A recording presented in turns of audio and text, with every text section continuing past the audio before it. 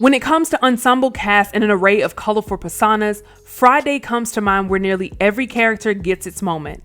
The cast is filled with young, up-and-coming actors and comedians that would get one of their first looks in the 1995 comedy. Chris Tucker, Nia Long, Bernie Mac, John Witherspoon, Faison Love, Angela Means, and so many more were a part of Friday and helped contribute to the classic we all love today. Included in the all-star cast is Anthony A.J. Johnson, better known as his character, Ezell. Ezell was the neighborhood crackhead who would do almost anything for money, even going so far as a slip and fall scam in the liquor store. Ezell had plenty of bright moments on screen, from making fun of Smokey for using the bathroom outside, to climbing through Debo's windows to see what he can find.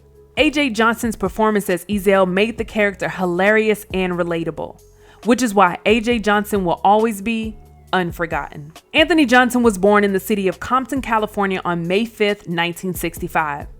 As an adolescent, Compton's known gang environment would undoubtedly influence Johnson in his late teens.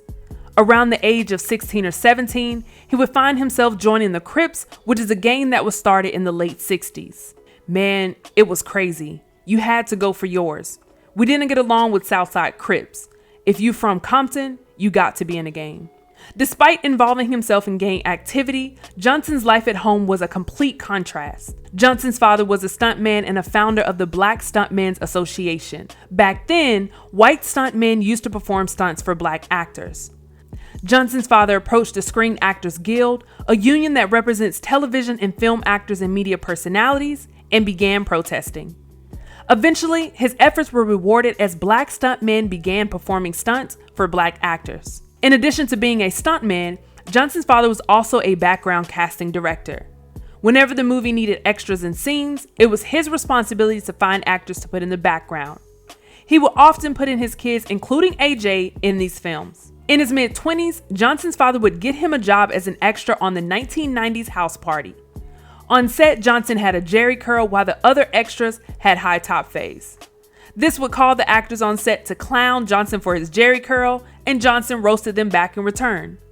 Johnson's comebacks were so witty, when they were heard by the director Reginald Hudlin, he would ask if he had ever done that on camera. Hudlin ended up offering him a speaking role where Robin Harris enters the party and begins talking about everyone there.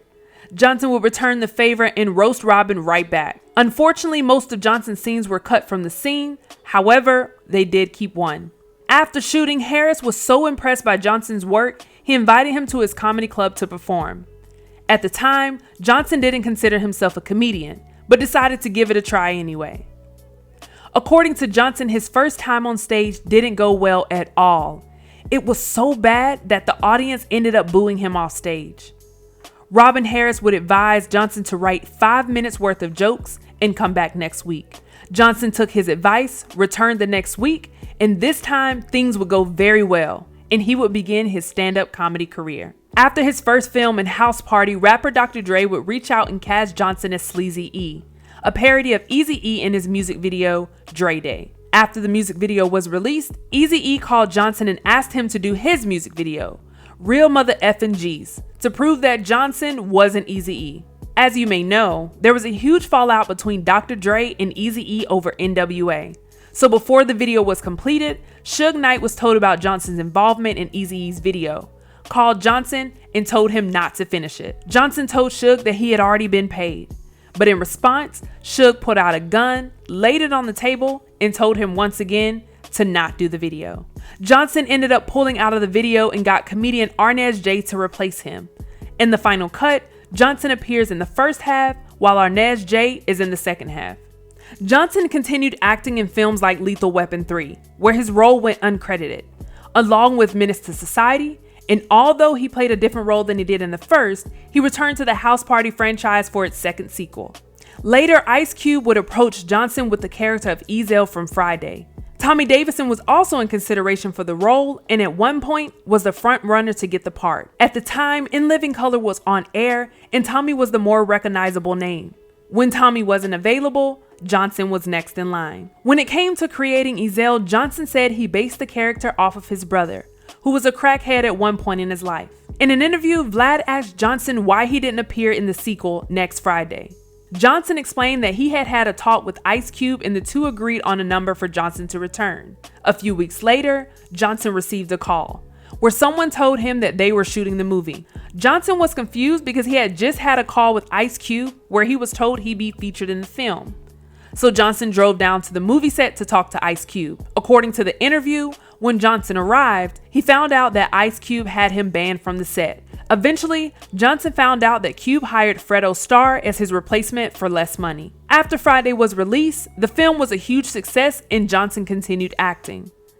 Johnson has had roles in The Great White Hype, Baps, How to Be a Player, The Players Club, Woo, and I Got the Hookup with Master P. According to Johnson, Master P ended up tracking him down specifically for a role in his music video. Following the music video, Master P would then reveal that he was working on a project called I Got the Hookup and wanted Johnson in the film.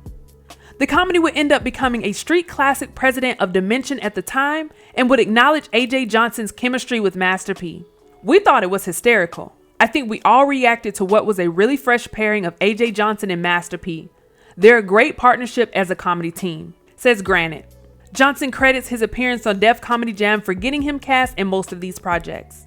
From 1998 to 2004, Johnson would stay busy with several projects, and in 2006, Johnson would re-team back with Master P for the straight-to-DVD Repose as Tic Tac. Unfortunately, a few years later in 2009, it was reported that Johnson suffered from a panic attack on a plane at LaGuardia Airport while going to a comedy show. According to an interview with Johnson, he tried to get his sleeping pills from the overhead compartment when someone tackled him, causing the pilot to turn the plane around and land. After resting in Jamaica Hospital in Queens, New York for some time, he was later released. However, Johnson's troubles were far from over, as he would receive a total of 5 DUIs in 3 years and was facing 20 years in prison because of it. During his drinking days, Johnson said he would leave the bar and the cops would catch him leaving out the door, ready to arrest him again. After the first incident, Johnson's license was suspended, which gave them reason to make an arrest. During one of his court dates, he was told that if he came to court with another DUI, he would be locked up for 20 years.